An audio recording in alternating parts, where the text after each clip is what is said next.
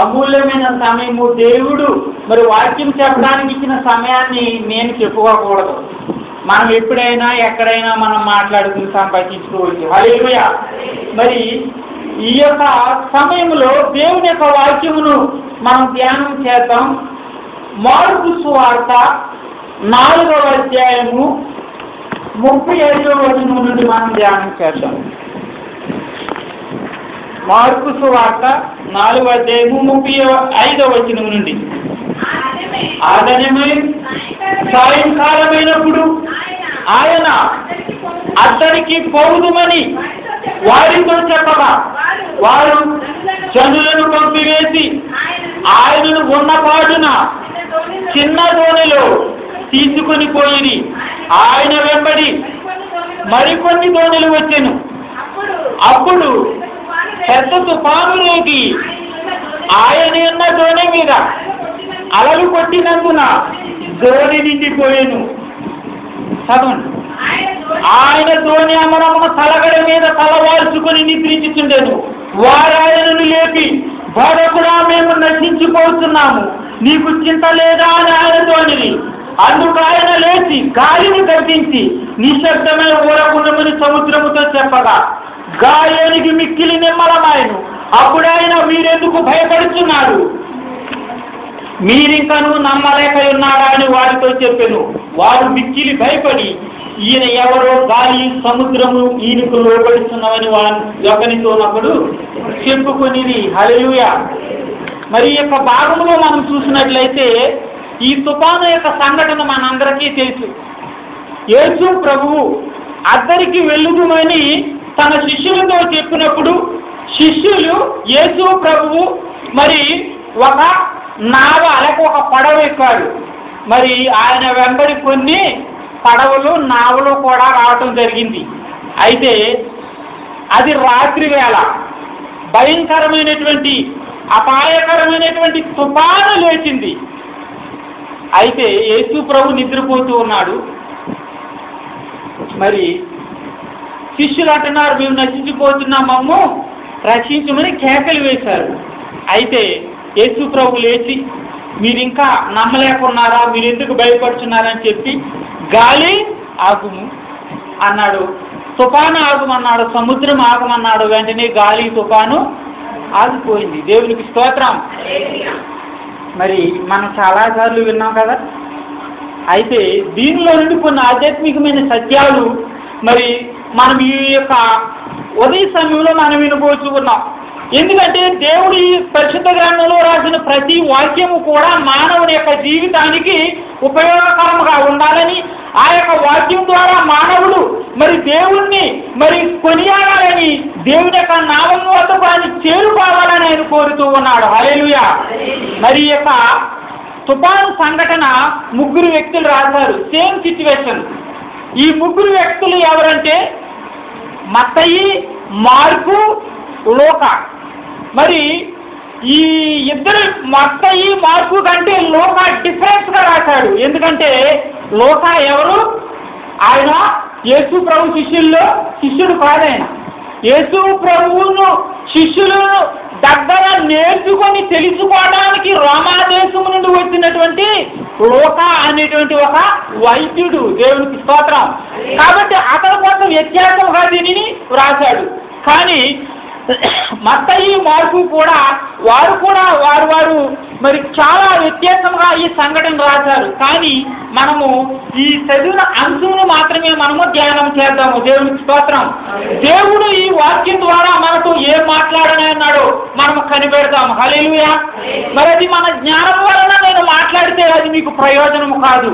కాబట్టి దేవుడు తన ఆత్మ ద్వారా మనల్ని సంధించాలని మనం ప్రార్థనాపూర్వకంగా ఉందాం. హల్లెలూయా. మరి నేను 1997 బ్యాచ్ మరి BTH నేను డాక్టర్ K.F.R. మినిస్టర్లో విజయనగరం. హల్లెలూయా. దేవునికి స్తోత్రం. అప్పుడు నుండి కూడా నేను సేవలోనే సాగుతున్నాను.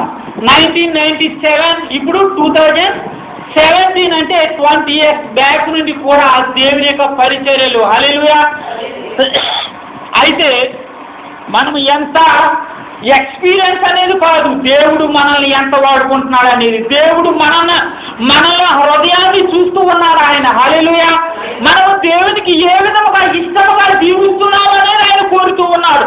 ఇక్కడ మనం చూసినట్లయితే 35వ వచనములో మనం చూసినట్లయితే సాయంకాలమైనప్పుడు ఆయన అద్దరికి పోదుమని చెప్పగా వారు ఆయనను పంపివేసి ఆయన ఉన్న పాటున చిన్న దోణిలో తీసుకుని పోయిరి. హల్లెలూయా. ఇక్కడ మనం చూస్తే వారు వెళుతున్నటువంటి దోణి ఎంత ఉన్నదన్నమాట, చిన్న దోణి. మనం ఇక్కడ గమనిద్దాం, వారు చిన్న దోణిలో వెళుతూ ఉన్నారు. యేసు ప్రభు శిష్యులు, యేసు ప్రభు కూడా. యేసు ప్రభు శిష్యులు ఎంతమంది అండి? ఎంతమంది? 12 మంది. ఈ 12 మంది యేసు ప్రభు, మొత్తం 13 అక్కడ నావలో ఉన్నారు. యేసు ప్రభు మరి అయితే తలగడ వాల్చుకొని అమరమున మరి ఆయన నిద్రపోతూ ఉన్నాడు. దేవునికి స్తోత్రం. అమరం అంటే పడవ ఇలా ఎత్తుగా ఉంటుంది కదా, అది ములిగితేనే పడవ ములుగుతుంది, కానీ లేకపోతే పడవ మొలగదు. హల్లెలూయా. మనం చూసినట్లయితే వారు చిన్న దోణిలో వారు వెళ్ళటం ప్రారంభించారు. హల్లెలూయా.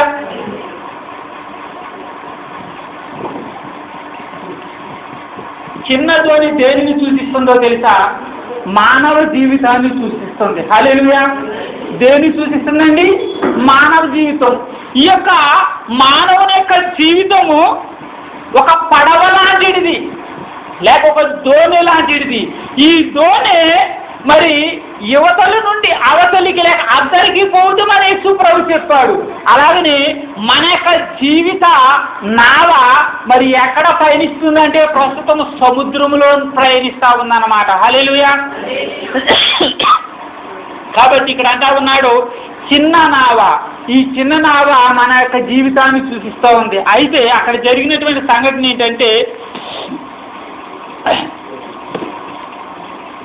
37వ వచనములు, అప్పుడు పెద్ద తుఫాను రేగి ఆయన ఉన్న దోణి మీద అలలు కొట్టినందున దోణి నిండిపోయెను. మనం ఇక్కడ చూస్తే పెద్ద తుఫాను, ఈ చిన్న దోణికు పెద్ద తుఫాను వస్తే ఎలా ఉంటుందో ఆలోచించండి మీరు. ఎలా ఉంటుంది? అది మరి అలలు వస్తూ ఉన్నాయి, గాలి వస్తూ ఉంది, నీరు వచ్చి దాంట్లో పడతా ఉంది. అది అటు ఇటు కొట్టుమిట్లాడుతూ ఉన్నటువంటి సమయంలో శిష్యులు ఎంతో భయపడిపోతున్నారు. అయ్యో మేము మునిగిపోతాం, మేము చచ్చిపోతాం, నీకు చింత లేదా, మమ్మల్ని రక్షించాడు కేకలేస్తా ఉన్నారు శిష్యులు అక్కడ. దేవునికి స్తోత్రం. చిన్న దోణికు ఏంటి? పెద్ద తుఫాను. నిజమే, మన జీవితము చిన్న దోణి లాంటిది. పెద్ద పెద్ద సమస్యలు, పెద్ద పెద్ద శ్రమలు, పెద్ద పెద్ద తట్టుకోలేనేంటి దుఃఖకరమైన సంఘటనలు మన జీవితంలో జరిగినప్పుడు మనము ఎలా ఉంటాం? కొట్టిమిట్లాడుతూ ఆ నావ వలె అటు ఇటు ఏం చేయాలో అర్థం కాని పరిస్థితులు, ఏం చేయాలో తెలియని పరిస్థితులు, కొన్నిసార్లు ప్రార్థన మాని, కొన్నిసార్లు చర్చి మాని, కొన్నిసార్లు వాక్యము మాని, కొన్నిసార్లు సంఘమును విడిచి మనం ఏం చేస్తూ ఉంటామంటే మరి దేవునికి దూరం అయిపోతూ ఉంటాం. దేవునికి స్తోత్రం. అదే ఇక్కడ జరిగిన సంఘటన ఏంటంటే మరి వారు వెళుతూ ఉన్నటువంటి సమయంలో ఏమైందో తెలుసా? పెద్ద తుఫాను రేగింది. అందుగురించి ప్రభు ఏమని చెప్పాడంటే మత్తయి సువార్త 13వ అధ్యాయం 2వ వచనంలో అన్నాడు, వాక్యము నిమిత్తము శ్రమైనను హింసైనను కలుగగానే అభ్యంతర పడతారండి చాలా మంది. ఈ తుఫాను అంటే, ఈ లోకంలో తుఫాను అంటే, ఈ మన జీవితానికి తుఫాను అంటే వాక్యము నిమిత్తం. వాక్యం గురించి ఎవరైనా నిన్ను గద్దించినప్పుడు, వాక్యము నిమిత్తం మరి నువ్వు ఆ పని చేయకూడదు అన్నప్పుడు నీవేమవుతావంటే చాలా అభ్యంతర పడుతూ ఉన్నావు అన్నమాట. అందు గురించి అన్నాడు మత్తయి సువార్త 13:2 మనం చదివాం, వాక్యము నిమిత్తము శ్రమ అయినను హింసైనను కలుగుగానే అభ్యంతర పడును. ఎలాంటి వారని ఉపమానం చెప్పాడో తెలుసా? వారు రాతి నేలన పడినా ఆలకించను విత్తనాన్ని పోరాడు. హల్లెలూయా. ఆ విత్తనము మరి మొలకెత్తుతుంది కానీ ఏంటనమాట? వారిలో మరి నీరు లేదు, అంటే వారి యొక్క జీవితంలో ఎదుగుదల లేదు. కాబట్టి ఆ యొక్క మరి ఎండిపోయింది. అలాగే ఇక్కడ మనం చూసినట్లయితే వాక్యం నిమిత్తం శ్రమ, కష్టము, హింస కలిగినప్పుడు నువ్వు అభ్యంతర పడతా ఉన్నావు. అందుగురించే యేసు ప్రభువు అన్నాడు, యోహాను సువార్త 16:33 అన్నాడు, లోకములో మీకు శ్రమ కలుగును, అయినను ధైర్యము తెచ్చుకొనిడి.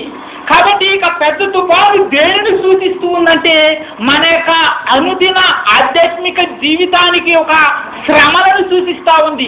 ఈ శ్రమలు వచ్చినప్పుడు, బాధలు వచ్చినప్పుడు ప్రభువుని విడిచి, వాక్యాన్ని విడిచి మానవుడు దేవునికి దూరం అయిపోతా ఉన్నాడంట. అందుగురించి అంటున్నాడు, లోకములో మీకు శ్రమ కలుగునను, అయినను ధైర్యము తెచ్చుకుంది. ఎందుకు? లోకాన్ని యేసు ప్రభు జయించాడు కాబట్టి. యేసు ప్రభు మనకు జయమును అనుగ్రహించువాడు. అపొస్తలుల కార్యములు 14:22 ఆయన ఏమన్నాడో తెలుసా? అపొస్తలుల కార్యాలు 14:22 అంటున్నాడు, అనేక శ్రమలను అనుభవించి మనము దేవుని రాజ్యములో ప్రవేశించాలి. మరి దేవుని రాజ్యంలో ప్రవేశించటం అంటే సులువుగా ఏదో ప్రార్థనకు వచ్చి యేసయ్యా స్తోత్రం హల్లెలూయా ఆమేన్ అని చెప్పి నాకు బాప్తిసం పొందేస్తే మాత్రం పరలోకములో చేరిపోము. ఇక్కడ ఆ యొక్క అనుభవాన్ని అపొస్తలుడైనటువంటి పౌలు చెప్తూ ఉన్నాడు, అనేక శ్రమలను అనుభవించిన మనము దేవుని రాజ్యంలో ప్రవేశించాలి. అందుగురించి భక్తుడు ఏమన్నాడు తెలుసు? భక్తుడు శ్రమ లేని క్రైస్తవుడు క్రైస్తవుడే కాదంట. దేవునికి స్తోత్రం. కాబట్టి నీకు శ్రమ వస్తుందంటే కారణం ఏంటన్నమాట? నీ విశ్వాసాన్ని బలపరచడానికి, దేవునికి దగ్గరగా చేరువ చేయడానికి, దేవునితో నీ సంబంధము బలపడటానికి. అంతేకాని ఎందుకు దేవుడికి కష్టం ఇచ్చాడు, ఈ స్వాధీన ఇచ్చాడు, నాకే పెట్టాలా అని మనం ఏం చేస్తుంటామంటే కొన్నిసార్లు చాలా దుఃఖపడుతూ దేవునికి దూరంగా ఉంటాం. అందుగురించి దశలోనికి రాసిన మొదటి పత్రిక 3:4 అంటున్నాడు, ఈ శ్రమల వలన ఎవడును కదిలిపబడకున్నట్లు మిమ్మల్ని స్థిరపరచుటకు, మిమ్మల్ని హెచ్చరించుటకు మన సహోదరుడు క్రీస్తు సువార్త విషయంలో అది ఎవరిని పంపాడనమాట? తిమోతిని. ఈ దెస్సలోనిక అనేటువంటి ఒక సంఘములో అక్కడ సంఘము కట్టబడింది. కానీ వాళ్ళకు వచ్చిన శ్రమల వలన, సమస్యల వలన ఏమైందంటే వాళ్ళు విచ్ఛిన్నమైపోయారు, చెల్లాచెదరైపోయారు. అప్పుడు దెస్సలోనికు రాస్తూ ఉన్నాడు, ఇదిగో మీరు చెల్లాచెదరైనటువంటి ఈ సంఘమును మరి మీ యొక్క సంగతులను సమకూర్చడానికి ఎవరిని పంపిస్తున్నాను? తిమోతిని పంపిస్తా ఉన్నాను అన్నాడు. హల్లెలూయా. కాబట్టి మరి మనము శ్రమల వలన కదిలిపబడిపోకూడదు. ఇప్పుడు ఒక అందు గురించి దేవుడు మరి కీర్తన భక్తుడు ఏమన్నాడో తెలుసా? దేవుని మందిరములో నేను పచ్చని ఒలీవ చెట్టు వలె ఉన్నాను అన్నాడు. ఎందుకన్నాడు తెలుసా? చెట్టు ఎక్కడైనా కదులుతుందా? ఇక్కడ అక్కడ అక్కడ ఇక్కడ వెళ్ళిపోద్దా? చెప్పండి, వెళ్ళదు.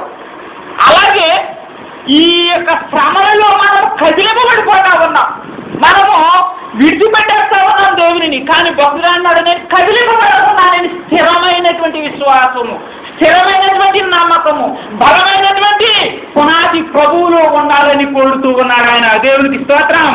హల్లెలూయా. అందుగురించే రోమా 12:12 చెప్తూ ఉన్నాడు అక్కడ భక్తుడు, ఈ శ్రమల వలన ఎవడునూ కదిలింపబడక. రోమా 12:12 శ్రమ యందు ఓర్పు గలవారై ప్రార్థన యందు పట్టుదల కలిగి ఉండి. శ్రమ వచ్చిందంటే నీకు ఏమిటనమాట? నీలో ఎంత ఓర్పు ఉందో దేవుడు పరీక్షిస్తున్నాడు. రెండోది ఏంటంటే ఆయన ప్రార్థన అప్పుడు ఓర్పు ద్వారా నీకేం కావాలి? ప్రార్థన రావాలి. హల్లెలూయా. మరి రోజుకి మనం ఎన్ని గంటల ప్రార్థన చేస్తా ఉన్నాం? 1 గంట అయినా మనం ప్రార్థన చేసామా ఇదేనా? మన యొక్క పనులకు, మన యొక్క మరి అనుదిన పనులకు గంట కంటే ఎక్కువ సమయాన్ని మనం ఉపయోగించాం. కానీ 1 గంట అయినా మనం ప్రార్థన చేశామా? దేవునికి స్తోత్రం. దేవుడు ఎప్పుడైతే ఒకసారి 3 గంటలకు దర్శనం ఇచ్చాడు నాతో తెల్లవారుజామున, అప్పుడు నుండి నేను తెల్లవారుజామున ప్రార్థన మానలేదు. 3 గంటలకు ప్రతిరోజు కూడా లేచి తప్పనిసరిగా నేను ప్రార్థన చేస్తాను. దేవునికి స్తోత్రం. మరి మనం ప్రార్థన చేయగలుగుతున్నామా? అలాగా ప్రతిరోజు 1 గంటైనా దేవుని సన్నిధిలో మనం గడిపినప్పుడే మన అనుదిన జీవితము ఆనందముగా దేవునితో పాపము లేకుండా పరిశుద్ధముగా సాఫీగా సాగగలదు. దేవునికి స్తోత్రం. హల్లెలూయా. కానీ అలా కాకుండా ప్రభువు యొక్క మాట చొప్పున కాకుండా మరి మన ఇష్టానుసారంగా మనం జీవిస్తే ఏమవుతుందంటే శ్రమల వలన కదిలిపోయి, శ్రమల వలన ఓర్పు లేకుండా, ప్రార్థన లేకుండా మనము జీవిస్తున్నట్లుగా మనం ఉంటాం. కాబట్టి 38వ వచనానికి మనం వద్దాం. ఆయన ధోని అమరమున తలగడ మీద తల వాల్చుకొని నిద్రించుచుండెను. వారు ఆయనని లేపి, బోధకుడా మేము నశించిపోతున్నాం. ఇక్కడ అంటా ఉన్నాడు, మేము నశించిపోతున్నాము అంటా ఉన్నారు శిష్యులు. మేము నశించిపోతున్నారు, చక్కగా నిద్రపోతున్నా, లేగు అని ఆ యొక్క మరి యేసు ప్రభుని లేపుతూ ఉన్నాడు. మరి ఇక్కడ అంటున్నారు మేము నశించిపోతూ ఉన్నాం అంటున్నారు. కానీ యేసు ప్రభు చెప్పిన మాట ఏంటో తెలుసా? ఈ లోకమునకు వచ్చినప్పుడు లూకా 19:10 చెప్తున్నాడు, నశించిన దానిని వెతికి రక్షించుటకు మనుష్య కుమారుడు వచ్చెను. హల్లెలూయా. నశించినటువంటి నిన్ను, పాపంలో ఉన్న నశించిపోయిన నిన్ను రక్షించడానికి యేసు ప్రభు వస్తే ఆయన నిన్ను నశిస్తూ ఉంటే చూస్తారా? చూడడు. వీళ్ళు అనుకుంటున్నారు మేము నశించిపోతున్నా మమ్మల్ని కాపాడేవారు ఎవరు లేరు అన్నాడు. యేసు ప్రభు కథలో ఉన్నాడు, ఆ నావులో ఉన్నా కానీ వారు నశించిపోతున్నామంటా ఉన్నారు. లూకా 15:4 ఒక మాట చెప్పాడు యేసు ప్రభు, నశించిన దానిని రక్షించడానికి, అంటే తప్పిపోయినటువంటి గొర్రెను రక్షించడానికి యేసు ప్రభు వచ్చానన్నాడు. మరి ఒక వ్యక్తికి 100 గొర్రెలు ఉన్నప్పుడు దానిలో ఒకటి తప్పిపోయిన గల ఆ 99ని విడిచిపెట్టి ఎన్నింటి కోసం? తప్పిపోయిన ఒక గొర్రె కోసం ఆయన వెళ్ళి వెతికి అది ఎక్కడుందో దానిని చూసి రక్షించడానికి ఆయన ఎంతైనా శ్రమ పడుతూ ఉన్నాడు. హల్లెలూయా. కాబట్టి నశించినటువంటి దానిని, నశించిన గొర్రె వలె ఉన్న నిన్ను రక్షించడానికి ఆయన వచ్చాడు. కానీ శిష్యులు అంటున్నారు నశించిపోతున్నాం అంటున్నారు. మత్తయి సువార్త 18:4 యేసు ప్రభు ఏమన్నాడో తెలుసా? ఈ చిన్నవాడిలో ఒకడైనను నశించుట మీ తండ్రి చిత్తము కాదు. హల్లెలూయా. కాబట్టి ఒక వ్యక్తి నశించుకోవటం దేవునికి ఇష్టం కాదు. నశించుకోవటం అనగా మన ఆత్మ నశించుకోకూడదు. ఈ శరీరము కుళ్ళి కృషించిపోయినా కానీ ఈ ఆత్మకి చావు లేదు. కాబట్టి ఒక ఆత్మ ఎక్కడ నశించిపోతుందో తెలుసా? నరకానికి పోయి నశించిపోకుండా దేవుడు రక్షించడానికి ఈ లోకానికి వచ్చాడు. హల్లెలూయా. కాబట్టి అంటా ఉన్నాడు ఇక్కడ, ఈ యొక్క చిన్నవాడిలో ఒకడైనాను నశించుట మీ తండ్రి చిత్తము కాదు. యోహాను సువార్త 3:17 అంటున్నాడు ఆయన, విశ్వసించు ప్రతివాడు నువ్వు నశింపక నిత్య జీవము పొందినట్లు ఆయన ఎత్తబడవలెను. హల్లెలూయా. ఎలాగైతే అరణ్యములో మోషే నాటి కాలములో ఆ యొక్క ఇత్తడి సర్పమును చూసిన ప్రతి మనిషి ఎలాగైతే బ్రతికాడో, అలాగే ఈనాటి యుగములో యేసు ప్రభు యొక్క శిలువను చూసి ఆయన చెంతకు వచ్చి ఆయన వద్ద పాప క్షమాపణ అడిగి ఆయనను బట్టి రక్షణ పొందిన ప్రతి వాడు ఏమవుతాడనమాట? రక్షించబడతాడు. దేవునికి స్తోత్రం. హల్లెలూయా. 2 పేతురు 3:9 అంటున్నాడు ఆయన, కొందరు ఆలస్యమని ఎంచుకున్నట్లు ప్రభు తన వాగ్దానం గురించి ఆలస్యం చేయవాడు కాడు గాని ఎవడును నశించవలనని ఇచ్చయింపక మరి అందరూ మారు మనసు పొందవలనని కోరుచు మీ ఎడల దీర్ఘశాంతము. హల్లెలూయా. 10 మంది అనుకుంటున్నారు యేసు ప్రభు ఇప్పుడు వస్తాడని చెప్తున్నాడు, ఇంకా రాలేదు ఏంటని. కానీ ఆయన మరి ఎందుకు ఆలోచించేస్తారన్నాడంటే నీవు నశించుకోకుండా ఉండాలని, ఇంకా నువ్వు మార్పు కలిగి జీవిస్తావని, నీలో ఉన్నటువంటి చెడ్డ క్రియలు తొలగించుకొని ప్రభువు యొక్క ఆజ్ఞ ప్రకారం ప్రభు అనే మంచి క్రియలు నువ్వు చేసి ప్రభుకి ఇష్టమైన జీవితం నువ్వు జీవించాలని ఆయన ఏం చేస్తున్నాడు అనమాట?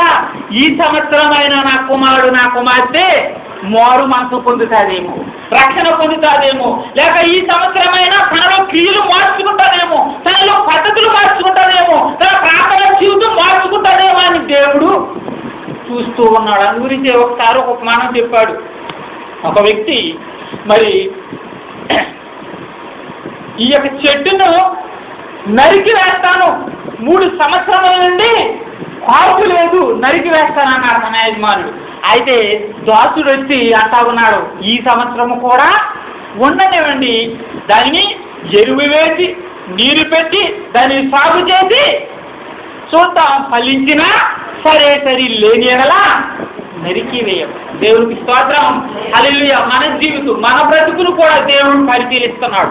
మరొక సంవత్సరం నీకు ఆయుష్ ఇచ్చి, మరొక గడియను నీకు ఇచ్చి, మరొక అవకాశం నీకు ఇచ్చి భూమి మీద ఎందుకు నిలుపుతున్నాడంటే నువ్వు సంపాదించుకొని నీ ఇష్టానుసారంగా జీవించి నీ ఇష్టానుసారంగా బ్రతకటానికి కాదు, ప్రభువు యొక్క చిత్తము నెరవేర్చడం మాత్రమే. దేవునికి స్తోత్రం. కాబట్టి మనకు తెలుసు ఈ లోకము స్థిరమైనది కాదు.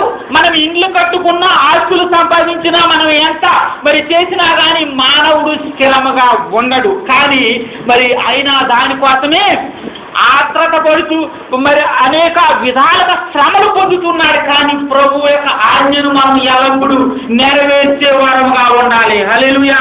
అందుగురించి అదే వచనంలో అంటా ఉన్నాడు, మేము నశించుకోతున్నాము, నీకు చింత లేదా అంటా ఉన్నాడు ఆయన. హల్లెలూయా. ఆ 38వ వచనంలో అన్నాడు, చింత లేదా. కాబట్టి ప్రభువు చదివిస్తా ఉన్నాడు, 1 పేతురు 5:7 వచనంలో ఆయన మిమ్మును గురించి చింతించుతున్నాడు కనుక మీ చింత యావత్తు ఆయన మీద వేయుడి. మన చింత యావత్తు, మన భారము, మన బాధలు, మన కష్టాలు, మన వాదాలు అన్నీ కూడా ప్రభు వద్దకు వెళ్ళి, ప్రభు నా సమస్య ఇదైనా ఆయన మీద మనం భారం వేయాలి. కానీ మానవుడు ఏం చేస్తున్నాడో తెలుసా? తన భారము, తన కష్టము, తన పాపం తనలోనే ఉంచుకొని ఏం చేస్తున్నాడు? ప్రభు వద్దకు వెళ్తున్నాడు. ప్రభువుకి ఇచ్చేయట్లేదు. హల్లెలూయా. ప్రభువుకి ఇచ్చేస్తే అది సిలువ వెనక మరి ఆయన వేసి అవి మునుపటివి మరువబడును. హల్లెలూయా. ఎవడైనాను క్రీస్తునందున వాడు ఇదిగో పాత విగతించను, సమస్తమును క్రొత్తమైనను. హల్లెలూయా. నూతన సృష్టి ఇంకా. హల్లెలూయా. కాబట్టి మనము మరి ఏ విధంగా మనము మరి దేవునికి అనుకూలంగా జీవిస్తున్నాం. ఇక్కడ అన్నాడు, మీ చింత యావత్తు మరి ఆయన మీద, ఆయన మిమ్మల్ని పూర్తి చింతిస్తున్నాడు కనుక మీ చింత యావత్తు ఆయన మీద వేయుడి. మన చింత యావత్తు, కష్టం యావత్తు. ఒక వ్యక్తి మరి ఒక ముసలమ్మ ఒక మూట తల మీద ఎత్తికి నడుచుకుంటే వెళ్తున్నాడు రోడ్డు మీద. అయితే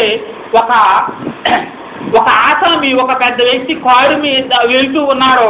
మరి అది చాలా అది సిటీ కాదు, చాలా మారుమూల ప్రాంతం. కాబట్టి ఈమె ఎక్కడికి వెళ్తుందో ఏంటో, ఈమె కొంచెం నడలేని ముసలమ్మలాగా ఉంది. కాబట్టి ఈమెను ఎక్కించుకుందాం కారు కదా అని రామ మరి కూర్చోమని అక్కడ వెనకాల ఎక్కించుకున్నాడు ఆయన. దేవునికి స్తోత్రం. వెనకాల ఎక్కించుకుంటే కొంత దూరం వెళ్ళిన తర్వాత ఆయన మరి తన అద్దంలో నుంచి చూశాడు, ఆమె ఏం చేస్తుందని. ఆమె తన మూట ఆ వెనకాలే తన నెత్తి మీదే ఉంచుకుని అలాగే కూర్చుంది. ఇంతకీ ఆ మూట తన పక్కనెట్టుకొని సేద తీర్చుకుని మరి ఆమె కొంత రిలీఫ్ అవుతుందని అనుకుంటే తన మూటతోనే కూర్చుంది. మనం కూడా మన పాపాలు మన తల మీదే పెట్టుకుని, మన పాపాలు మన దగ్గరే ఉంచుకుని ఏం చేస్తున్నాం? ప్రభువుకి ఇవ్వట్లేదు. హల్లెలూయా. కాబట్టి ఇక్కడ అన్నారు, మీ చింత, మీ భారం అంతా కూడా ఆయన మీద వేడి. మత్తయి సువార్త మరి 6:34 అంటున్నాడు, రేపటిని గూర్చి నీవు చింతించకుడి. 6వ అధ్యాయము 33వ వచనంలో కూడా సెలవిస్తున్నాడు, మొదట ఆయన రాజ్యమును నీతిని మొదట వెతుకుడి, అప్పుడు అవన్నీ మీకు అనుగ్రహించును. నిజమే, మనం అనుకుంటుంటాం, నా బ్రతికి, నా జీవితం ఏంటి, మరి నేను ఇల్లు కట్టాలి, ఒక పెళ్లి చేయాలి, లేక నాకు వెనకాల ఏమీ లేదు, ఈ పరిస్థితి ఎలాగా అని మనము పయనిస్తూ ఉన్నాం దేశ విదేశాలు. కానీ ప్రభు సెలవిస్తా ఉన్నాడు, మొదట ఆయన నీతిని, ఆయన రాజ్యమును మొదట వెతుకుడి. అందు గురించి ఇర్మియా 17:7 వచనంలో భక్తుడు ఏమని సెలవిచ్చాడంటే, మరి నీవు ఏ విధముగా ఉంటావన్నాడంటే, వర్షము లేని సంవత్సరమున మరి చింతన ఉండదు, కాపు మానదంట. ఆ విధంగా నీ జీవితం ఉంటుంది. హల్లెలూయా.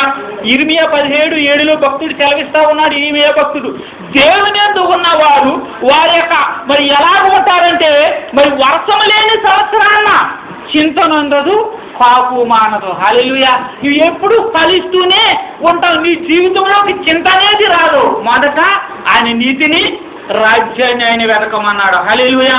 అందుగురించే మత్తయి సువార్త 6:27 ఏమన్నాడంటే, మీలో ఎవడు చింతించుట వలన తన ఎత్తు మూరెడు ఎక్కువ చేసుకొనగలడు. ఒక వ్యక్తి పొట్టుకున్న వ్యక్తి ఒక మూరెడు లేక మూరెడు ఒక 12 అంగుళాలు మరి ఆయన ఎత్తు ఎదుగుతారా? చింతించి ఆలోచించి ఎన్నెన్నో తల బద్దలు కొట్టుకున్నంత మాత్రాన ఆలోచించడం వాళ్ళని మాత్రాన ఎన్నెన్నో చేయటం వలన అది ఎగకూడదు అంట. హల్లెలూయా. బైబిల్ చెప్తా ఉంది, మీలో ఎవడు చింతించడం వలన తన ఎత్తు మూరెడు ఎక్కువ చేసుకోలేడు. అలాగని నీ జీవితము మరి నువ్వు ఏదో సంపాదించాలి అని అనుకున్నా కానీ మరి అంటా ఉన్నాడు, భక్తుడు అంటా ఉన్నాడు, మీ యొక్క జీతం ఎలా ఉందంటే మరి చిల్లి సంచిలో వేయబడిన వాణి వలె ఉంది.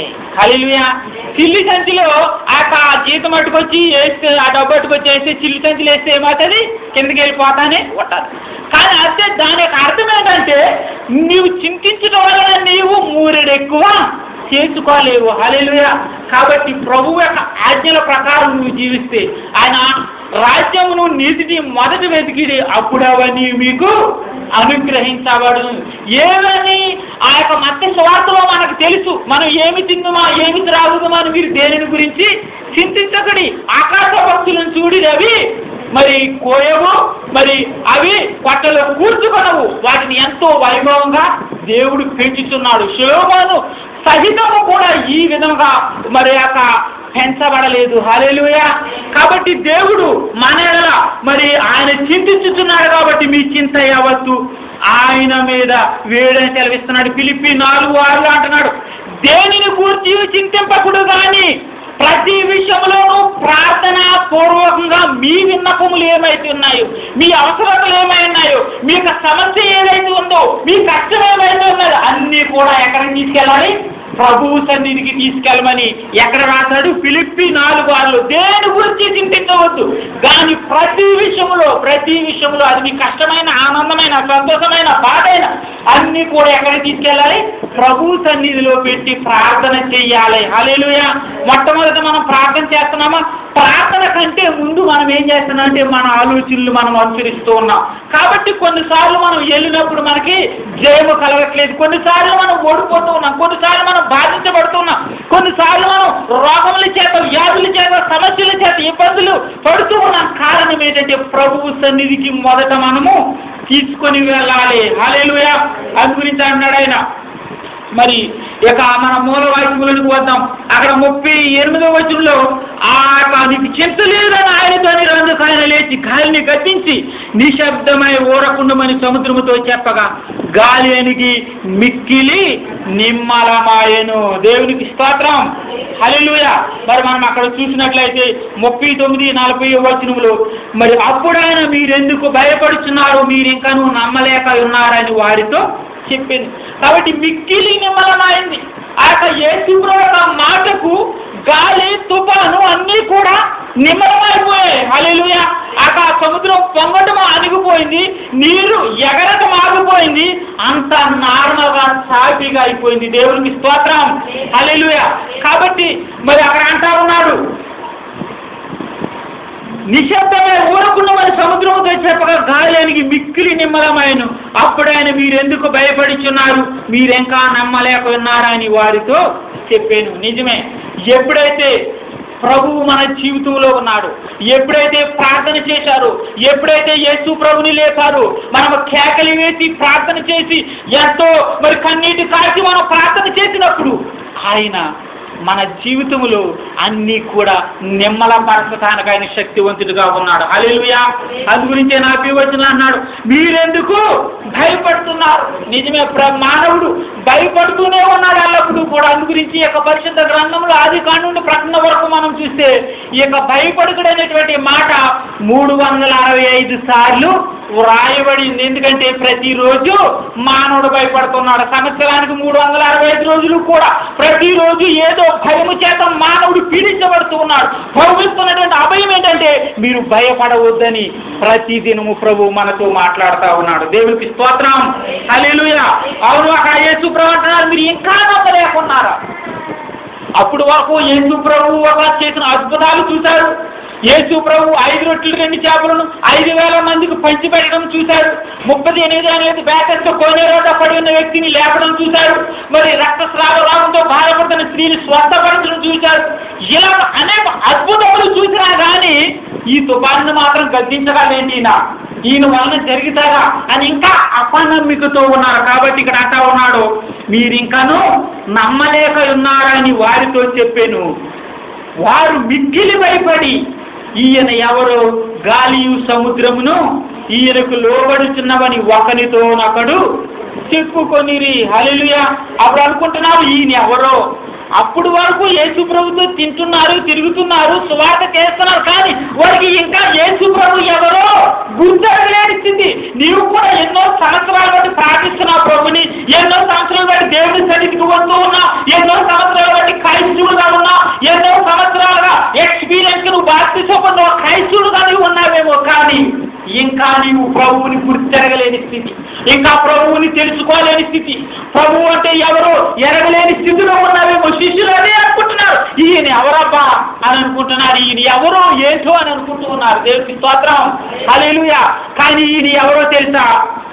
లోకాసు సువార్త 3వ అధ్యాయంలో ఒక వ్యక్తి అనుకుంటాను, యేసు ప్రభు మార్గ మధ్యంలో నడిచి వెళ్తున్నప్పుడు ఒక మరి పొట్టి చెక్క అంటున్నారు. యేసు ఎవరో అని చూడాలని ఏం చేశాడు ఆయన?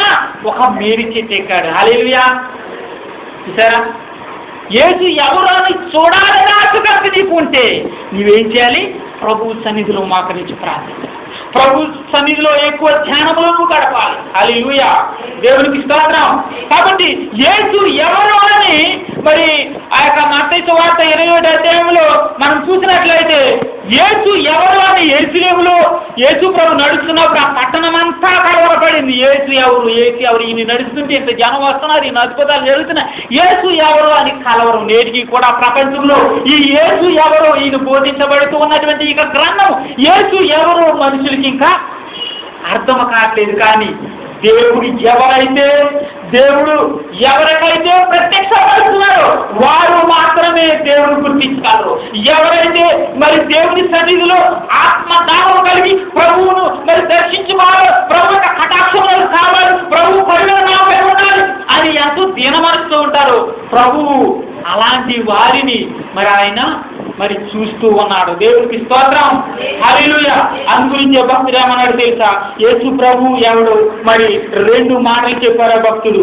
1 తిమోతి 1వ అధ్యాయం 15వ వచనంలో పాపులను రక్షించుటకు యేసు క్రీస్తు లోకమునకు వచ్చెను. యేసు ప్రభు అంటే ఎవరంటే పాపుల రక్షకుడు. నీవు ఎటువంటి ఘోర పాపివైనా, ఎటువంటి పాపము నీలో ఉన్నప్పటికీ నీ పాపములను క్షమించి, నీ పాపములను తీసివేసి ఆయన తన రక్తములు నిన్ను కడిగి తన కుమారుడిగా నిన్ను చేర్చుకోవడానికి వచ్చాడు యేసు ప్రభు. ఆయనే యేసు. హల్లెలూయా. పాపుల రక్షకుడు. అందుగురించి భక్తుడు ఏమన్నాడు తెలుసా?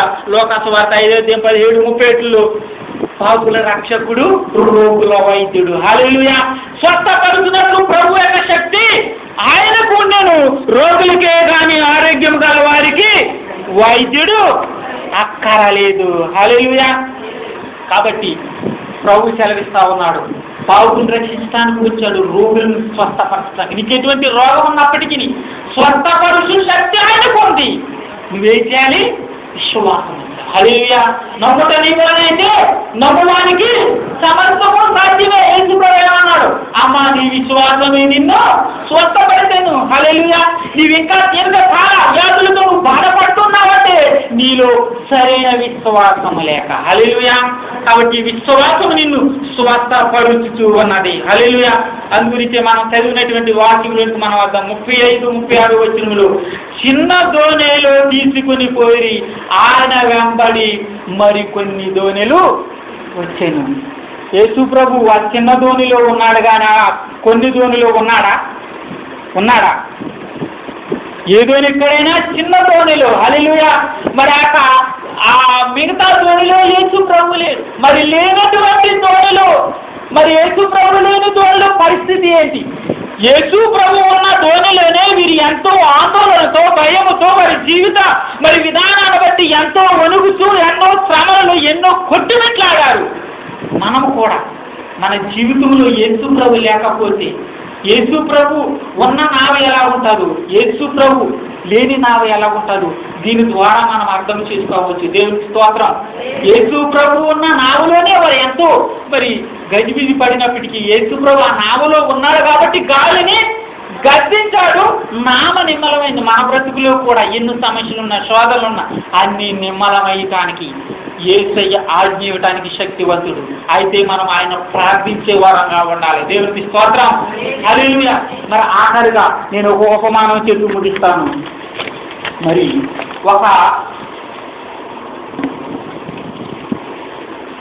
ఒక వ్యక్తి నడుపుతున్నాడు, పడవ నడుపుతున్నాడు, దాంట్లో చాలా జనం ఉన్నారు. దాంట్లో ఒక చిన్న పిల్లవాడు ఉన్నాడు. దాంట్లో ఒక చిన్న పిల్లవాడు ఉంటే ఈ నావేం చేస్తుందంటే ఈ పడవ అటు ఇటు ఊగిపోతా ఉంది. మీరు నరసాపురము రేవు ఎక్కుంటారు కదా, నరసాపురము పంటి నావ, అది పెద్ద అటు ఇటు ఏమి గజిబిజిగా కొట్టుపారు. మీరు ఎప్పుడైనా బెనమూరలాగా గోల్మంట రేవు ఎక్కారా?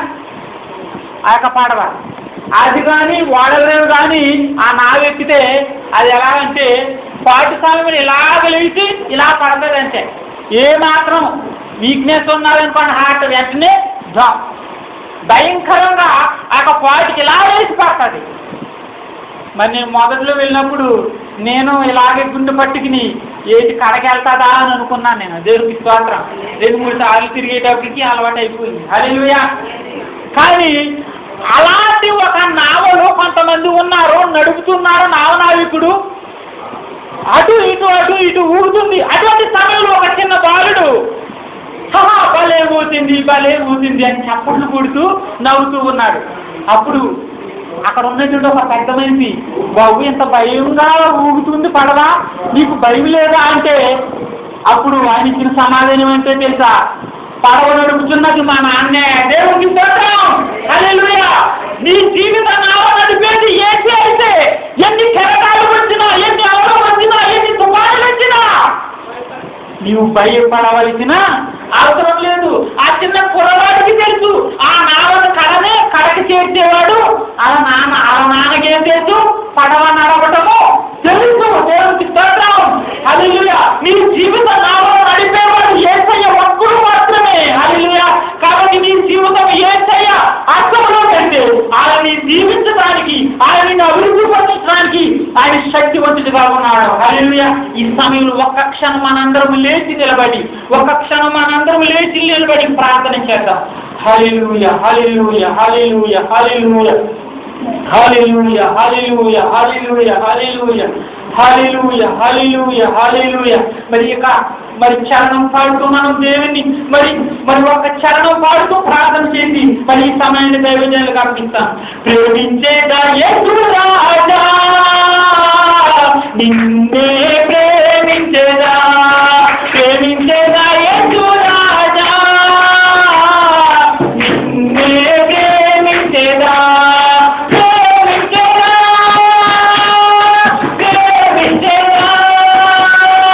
నా ప్రాణమున్నంత వరకు, నా మధ్యలో దేవరవు, నా ప్రాణమున్నంత వరకు, నే మధ్యలో దేవరకు ప్రార్థించేదా యేసు రాజా, నిన్నే ప్రార్థించేదా ప్రార్థించేదా ప్రార్థించేదా ప్రార్థించేదా ప్రార్థించేదా.